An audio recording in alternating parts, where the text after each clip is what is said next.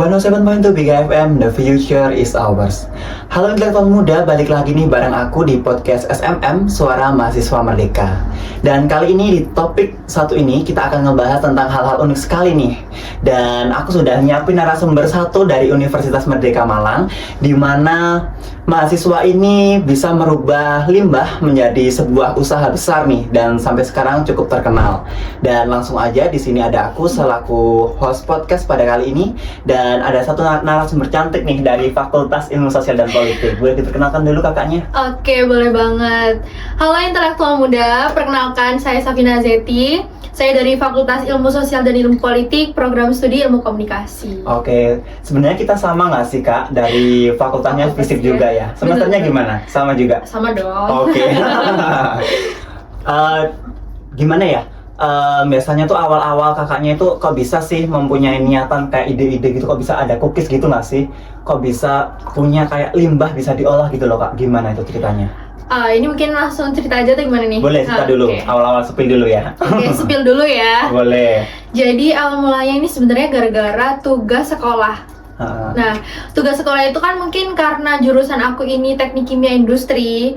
Nah, di situ ada kayak jurusan khusus gitu loh. Kayak mau minatnya nanti dibikin cookies atau di bidang yang lain kayak gitu. Cuman aku pribadi milihnya yang di cookies. Di situ nanti tuh banyak banget macam-macam cookies yang emang di lingkungan kita atau di sekitar kita itu belum ada. Oke, berarti dia cookies yang terbuat dari sebuah kayak ibarat dari kulit jeruk gitu nggak sih tadi, bener nggak? Iya bener, salah satu contohnya ya dan hasil ya. Kenapa kok bisa ngambilnya tuh kulit jeruk, nggak kulit yang lain? Ada nggak sih contoh-contohnya? Kalau itu kan sebenarnya juga tugas kelompok ya. Jadi tugas kelompok ini kita itu kayak mencoba-coba gitu loh. Nah awalnya itu mikir kalau misal cookies kan nanti pasti dia tuh manis ya. Ya benar. Nah gimana caranya kita bisa ngerubah cookies itu tadi biar nggak yang terlalu manis atau bisa rasanya itu nggak yang terlalu manis. Makanya kita tambahin ekstra kulit jeruk karena kan jeruk ini dia dominan ke rasa yang pahit gitu. Jadi mungkin bisa menghilangkan rasa manis tersebut. Oke, berarti biar balance gitu antara banget itu. Oke nih intelektual muda, dari sini kita bisa melihat temanya langsung nih ya, bahwa tema kali ini yaitu kreativitas mahasiswa dalam melihat peluang usaha dari hal-hal sederhana. Seperti yang dijelaskan oleh kakaknya yang satu ini tadi, dari hal kecil tadi bisa merubah jadi sebuah usaha yang cukup besar nih. Oke, langsung aja nih ya intelektual muda, dan mungkin kenapa sih kakaknya kok bisa tertarik mengelola bahan yang jarang dipakai orang gitu loh. Kan orang kan lebih tepatnya nggak kepikiran, alah ini kan kulit limbah doang nih, buang aja deh kayak gitu. Gimana tuh kalau menurut kakaknya? Mungkin karena juga biar menambah inovasi baru ya. Karena bisa kita lihat bahkan sampai detik ini kayak belum ada cookies yang emang dari ekstrak kulit jeruk sunkist. Itu benar-benar aku masih belum nemuin karena juga jarang. Apalagi aku tahu nih manfaatnya sama kandungannya ini bagus buat cookies aku. Jadi makanya aku ngambil itu, dan juga biar nambah inovasi baru tadi sih. Itu juga sebuah ide yang memang perlu dikembangkan ya. Apalagi kadang kulit jeruk itu kalau sebenarnya kita nggak tahu manfaatnya kan habis dimakan cuman buahnya aja nih, kulitnya kan bisa dipakai. Cuman disclaimer nih, kita pakainya kulit jeruknya sunkist, bukan kayak kulit jeruk yang pada umumnya gitu ya. Berarti beda ya kak. Kalau semisal kulit jeruk pada umumnya itu nggak bisa dipakai atau gimana itu? Mungkin kalau misal aku sendiri belum nyoba ya. Cuman kalau kayak kulit jeruk yang lain kan dia kebanyakan warnanya hijau. Kalau yang kulit jeruk biasa ya, yang pada umumnya itu. Jadi itu mungkin kalau menurut aku dia bakalan jatuhnya lebih pahit lagi. Oke, berarti kalau misal jeruknya orange gitu, berarti dia rasa pahitnya itu minim gitu ya, nggak yang sepahit banget kalau hijau, bener nggak? Iya, benar-benar sama kayak rasa jeruknya itu lebih kuat gitu loh, kayak gitu sih. Oke, nah dari pembuatan tadi kan disebutkan kayak dari hasil kelompok nggak sih kak? Benar. Nah setelah itu dari percobaan-percobaan yang telah kakaknya lakukan nih, pernah nggak sih kakaknya gagal dalam membuat hal-hal itu? Aduh, itu banget ya, sering gagal itu benar-benar banget. Boleh dijelasin tuh gimana? Oke, aku ceritain ya ini dari awal. Jadi waktu itu kita tuh ada deadline buat kayak memang di bulan ini kamu harus udah produksi cookiesnya gitu. Sedangkan di kelompok aku ini, yang lain tuh udah berhasil nih. Cuma di kelompok aku dia bener-bener masih kayak bingung, kok nggak jadi ya gitu. Kita mencoba berkali-kali kayak prosesnya ini tadi di ovennya dalam bentuk apa lagi biar rasanya ini balance, bentuknya bisa sama, warnanya bisa menyatu dengan baik gitu kan. Cuma di situ banyak kegagalan, benar-benar kita trial and errornya itu nggak cuman seminggu, 2 minggu, 3 minggu, sampai itu 2 bulan kayaknya baru berhasil. Dan berhasilnya itu 1 minggu sebelum kita produksi. Oke, cukup 2 bulan sebenarnya nggak terlalu lama juga ya kalau buat usaha ya, intelektual muda. Oh ya, by the way ini kakaknya dari lulusan mana ini kok bisa ada praktek-praktek kayak gini? Dan prakteknya tuh bisa menjadikan sebuah usaha gitu loh. Iya, kebetulan aku lulusan dari SMK Putra Indonesia Malang.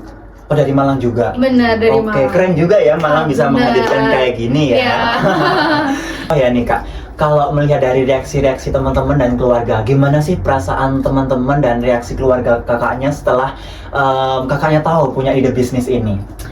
Yang pasti pertama itu seneng ya dan bangga karena bisa menciptakan dan bisa menginovasi hal baru atau usaha baru yang memang di kalangan kita tuh belum ada kayak gitu sih. Oke, bener banget sih ya kalau dilihat-lihat orang itu kayak menyepelekan limbah ini gitu loh ya. Iya. Padahal limbah ini tuh membuat atau gimana sih, sulit banget ya ini ngomongnya. Ini bisa menciptakan peluang usaha. Nah bener gitu. banget. Kayak ngomong segitu tapi sulit banget ya. Iya. Oke, kalau menurut kakaknya nih ya, hal yang paling menantang waktu memulai usaha ini apa tuh? Waktu pertama kali ya, pastinya ini. Kalau menurut aku yang paling menantang itu ya mungkin meskipun kita membangun usaha ini secara kelompok, cuman honestly ini tuh kayak yang banyak berpikir caranya itu aku. Jadi mungkin aku kenapa bisa memilih untuk meneruskan usaha ini sendiri itu karena aku paham alurnya kayak ininya itu gimana gitu kan. Tantangan bagi aku sih ini ya menyatukan sebuah rasa yang memang harus balance tadi. Karena kalau misal kita kebanyakan di kulit ekstraknya itu tadi takutnya dia nggak balance kan, rasanya jadi nggak sesuai gitu kan. Kayak gitu sih, menyatukan itu. Terus juga tantangannya juga di oven kali kan. Di oven. Iya benar, oven. Pernah kekosongan juga berarti? Sering dong itu. Itu berarti kakaknya mulai buat sendiri dari milih kulitnya sampai matang gitu? Sampai produksi? Iya. Benar gitu? Iya benar-benar. Oke, tadi kan kakaknya kan bilangnya ini dari hasil kelompok. Kenapa kok kakaknya nggak memilih? Aduh, ngajak temen aja deh, kok memilih lebih membuka usaha ini sendiri gitu loh. Waduh, itu sebenarnya kalau diceritain panjang. Cuman aku ngambil singkatnya aja ya. Boleh. Karena banyak belajar dari waktu ketika kelompok itu tadi kayak banyak sebuah hal yang memang nggak sesuai sama ekspektasi gitu loh. Kok nggak sesuai gitu, akhirnya kenapa aku nggak ngajak temen dan lebih milih untuk meneruskan usaha ini sendiri, karena menurut aku dengan kemampuanku dan pengetahuanku ini udah udah cukup untuk bisa meneruskan ini. Benar. Mungkin kalau dari proses pembuatan cookiesnya boleh tahu nih Kak, boleh diceritakan? Oke, kalau proses pembuatannya itu mungkin kita juga ini ya, awalnya kan harus punya ekstrak kulit jeruk sankisnya tadi yang serbuk itu. Kalau dulu memang awalnya aku bikin gimana tuh Kak? Bikin sendiri waktu masih kelompok dulu. Cuman dengan mungkin kan sekarang udah jauh lebih modern. Pasti kalau gitu kalau kita searching kan pasti ada ya searching. Terus kan kayak akhirnya aku nemuin nih, emang itu dia ini impor. Dan memang harganya jauh lebih pricey. Ini untuk alatnya atau gimana kayak impor? Yang kulit jeruk sankisnya, serbuknya. Kan awalnya aku bikin sendiri. Nah itu aku bikinnya tuh harus kayak dikeringin dulu, milih kulit jeruk yang emang bagus, terus baru kalau udah kering. Dan itu nggak kayak cukup waktu sehari 2 hari. Itu lama banget. Sampai berapa bulan itu? Berapa hari atau mungkin bulan? 1 minggu deh. 1 minggu itu benar-benar baru bisa jadi ya. Karena kalau dalam proses itu kan sempet dikeringin, itu kan di oven. Jadi dia harus benar-benar panas, kering. Kalau semisal kita nggak sesuai sama ovenannya tadi juga dia bisa gosong dan warnanya nggak cantik. Oke, berarti kulit si jeruk ini dia di oven ya Kak? Bukan kayak dijemur atau gimana? Bukan, kita pakai oven. Jadi agar tetap higienis nggak sih Kak? Benar. Kan kita juga harus menjaga sterilisasi dalam maksudnya produknya itu tadi. Dan habis di oven itu harus di grinder. Jadi kalau di teknik kimia atau di kayak jurusan kayak gitu tuh ada yang namanya alat grinder, biasanya dipakai di industri-industri buat kayak menghaluskan sebuah apa ya produk gitu buat jadi serbuk gitu sih. Oke, ibarat kayak apa ya, alat penghancur biar halus gitu ya. Alat penghalus. Oh ya, by the way ini katanya kenapa kok ambil FISIP yang dulunya itu kimia nggak sih? Melenceng ya.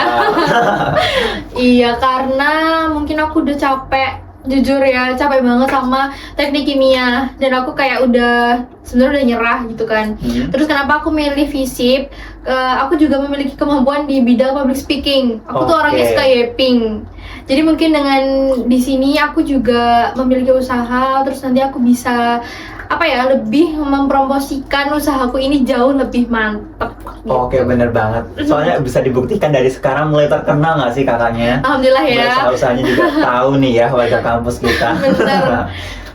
Kalau aku boleh tanya nih, apa sih perbedaan yang bisa membedakan cookies kakaknya ini dengan cookies-cookies yang lain? Gimana tuh? Tentunya balik lagi dengan topik kita dari awal ya. Kulit jeruk itu tadi. Bener, kulit jeruk itu bener-bener itu beda banget. Dan aku masih belum nemuin nih. Paling kebanyakan kayak ada yang strawberry gitu-gitu kan. Cuman kalau yang jeruk belum ada gitu. Dan memang ini real dari ekstrak kulit jeruk Sunkist yang itu tadi sih. Oke, yang jadi impor tadi ya.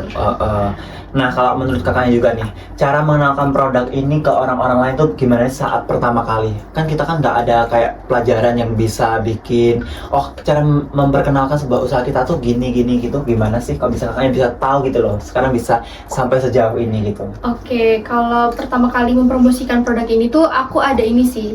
Waktu masih sekolah dulu itu ada kayak bazar sama kayak promosi ke kelas-kelas gitu, ke adik kelas gitu, dan terus kita memang harus mempergunakan media sosial itu dengan bijak. Apalagi sekarang Gen Z nggak mungkin dong nggak main medsos ya, jadi harus pinter-pinter di situ sih. Jadi aku promosiin lewat Instagram sama WhatsApp. Kan mungkin beberapa dulu kan kelompok aku ada banyak ya, jadi sasarannya itu juga bisa lumayan ke orang yang banyak gitu loh. Maksudnya nggak dari teman-teman aku aja, karena dari teman-teman yang lain. Pas waktu mempromosikan itu juga dari sosial media. Dan itu aku cuma pakai Instagram sama WhatsApp aja sih sebenarnya. Oke, keren juga ya, dari Instagram dan WhatsApp bisa membuka peluang yang cukup besar banget nih. Mungkin buat intelektual muda ini juga harus bisa mencontoh kakak yang satu ini ya. Mulai dari Instagram dan WhatsApp itu tadi bisa bisa kita memperkenalkanlah produk-produk kita mungkin. Iya. Dan apa sih respon pembeli kepada cookies kakaknya kalau boleh tahu?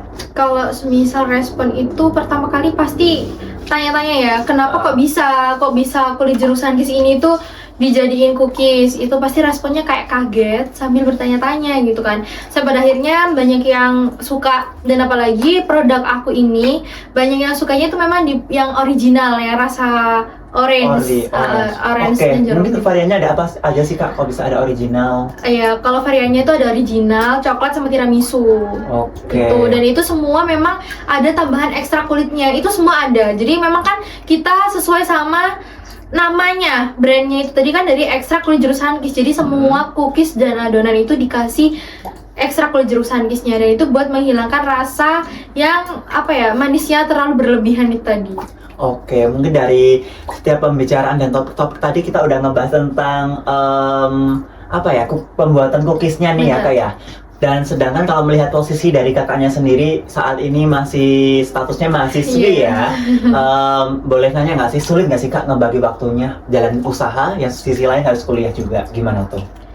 Awalnya aku mikir juga gitu ya, susah nggak sih gitu. Cuma dengan berjalannya waktu, aku ini udah memanage waktu. Jadi aku bikin dengan cara kayak waktu aku lagi libur kuliah, baru aku jualan. Gitu. Berarti memanfaatkan waktu dengan baik ya. Apalagi kan kita kadang liburnya panjang nih. Nah itu aku memanfaatkan waktu tersebut biar nggak cuma rebahan. Jadi aku manfaatkan buat aku usaha itu sih. Mungkin kalau semisal libur cuma di hari Sabtu, Minggu gitu berarti katanya belum bisa ya kak ya? Belum bisa, karena kan memang ngovennya itu lama banget. Jujur itu tantangan banget buat aku. Sampai sekarang itu kadang sekali ngoven itu jadinya cuma satu piece. Satu piece kan ada satu toples gitu kan. Udah cuman cukup itu aja. Jadi emang bener-bener butuh waktu yang lama gitu. Jadi kalau semisal dibuat hari Sabtu Minggu dan ketabrak sama jam kuliah Jam kuliah aku, lagi. apalagi rumah aku jauh ya. Di mana tuh rumahnya? Rumah aku Poncokusumo nggak sih kak? Poncokusumo itu by the way di mana sih? Poncokusumo itu deket Bromo guys, cuman ya agak jauh sih, tapi emang deket Bromo.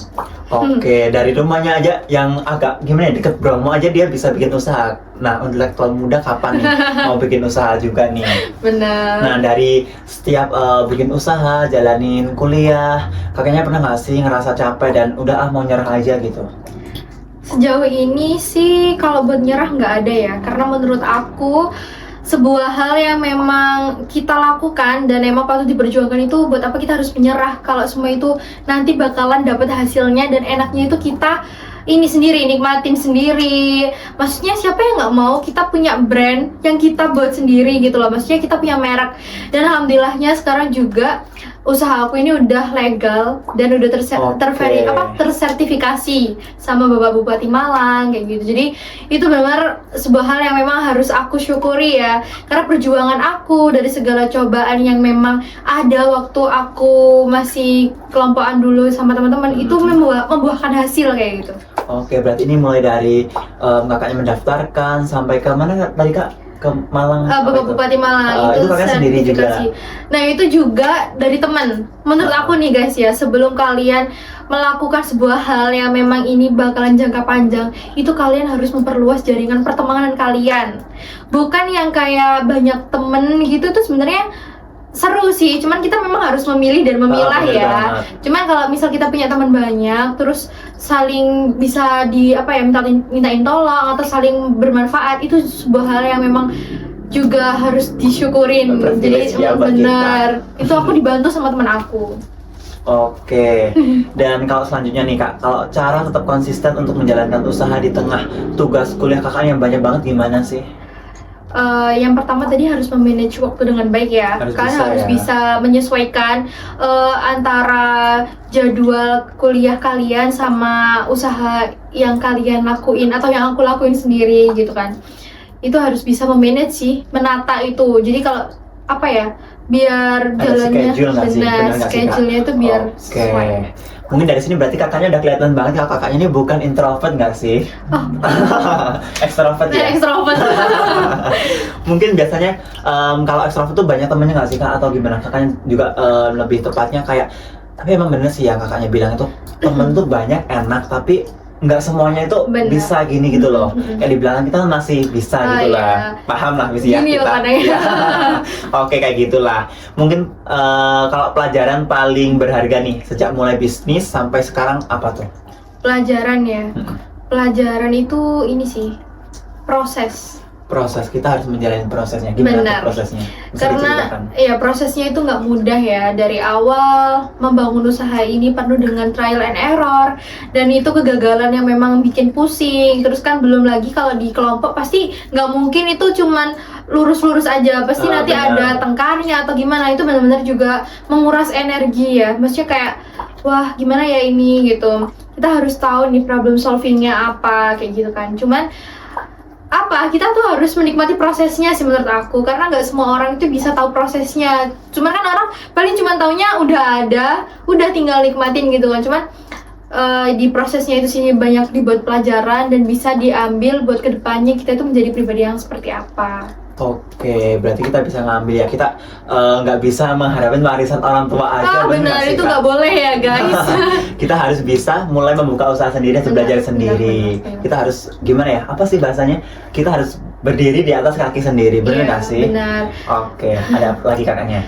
Juga mungkin ini ya kan, kalau misal Gen Z itu kan udah pandai-pandai nih kayak harus pandai-pandai memanfaatkan media sosial biar nggak cuma dibuat scroll TikTok mungkin. Jadi kalian harus manfaatkan dengan baik. Mungkin dengan searching nih, apa sih usaha sekarang yang bisa dikembangkan sama anak muda gitu. Oke, by the way ini kakaknya ingin nggak kayak punya usaha tambahan gitu, mungkin impian gitu? Alhamdulillahnya aku sebenarnya ada usaha lagi nih. Apa tuh, boleh spill? Aku ada usaha ini, Save Fruit Salad. Save Fruit Salad. Bener. Gimana tuh? Ini aku juga jualnya secara online dan itu apa ya, kalau misal sekarang sih nggak lagi jalan, cuman memang udah ada nama, udah maksudnya beberapa kali aku udah pernah jual gitu, dan alhamdulillah banyak yang suka. Cuman karena mungkin aku tuh lagi di fase-fase yang kayak lagi ngembangin di usaha aku coffee ini ya, buat nanti pas lagi libur ini bisa dikembangkan lagi lebih besar lagi gitu nggak sih? Oke, tadi kita udah ngebahas tentang banyak banget nih ya Kak ya. Langsung aja nih, kalau boleh tahu tips buat mahasiswa ini tuh udah punya kayak apa ya, ibarat tuh kayak udah ada inspirasi, kita mau buka apa tapi takut, apa nih tanggapan menurut kakaknya? Kalau dari sekian apa yang udah aku jalanin sampai sekarang, itu pertama kalian harus mengenali diri kalian sendiri. Maksudnya dalam perihal mengenali diri sendiri itu dalam segi passion ya. Biar kalau pas kalian menjalani usahanya itu kalian bisa menikmati.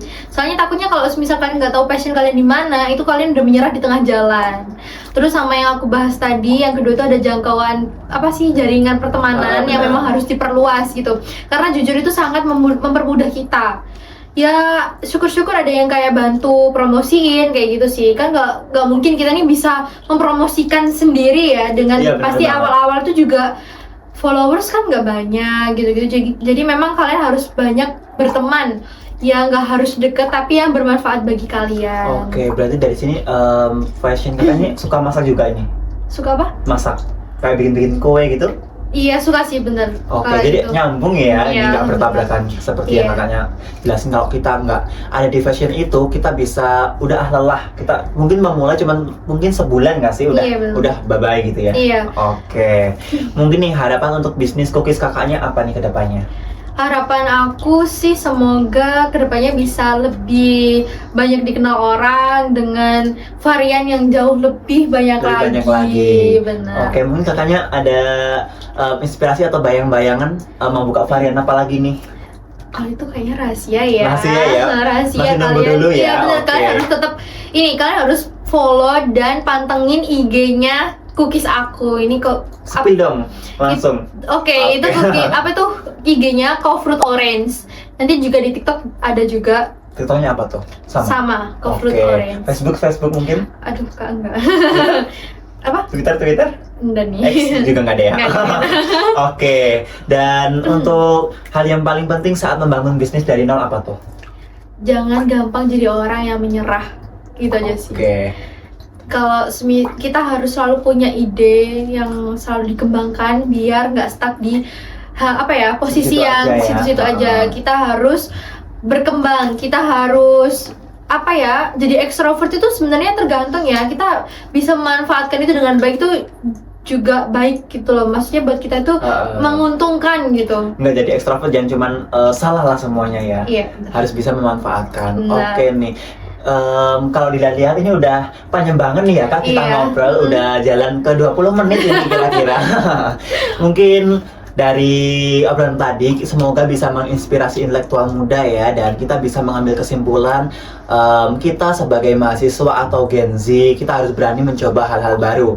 Contohnya seperti kakak yang satu ini tadi, bisa mengubah limbah menjadi sebuah cookies, dan sekarang punya brand sendiri dan cukup besar nih, terkenal di kalangan kita.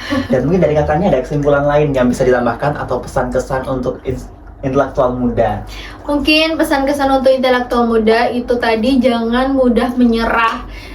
Di zaman sekarang kalian harus selalu mempergunakan di sekitar kita ini dengan baik. Apapun itu harus jangan takut mencoba.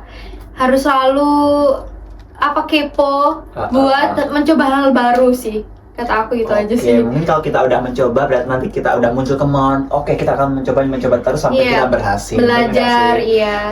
Mungkin dari kita berdua cukup sampai di situ, intelektual muda. Saya Hani dan saya Safina Zeti. Kita pamit undur diri dan sampai jumpa di program SMM Suara Mahasiswa Merdeka di selanjutnya.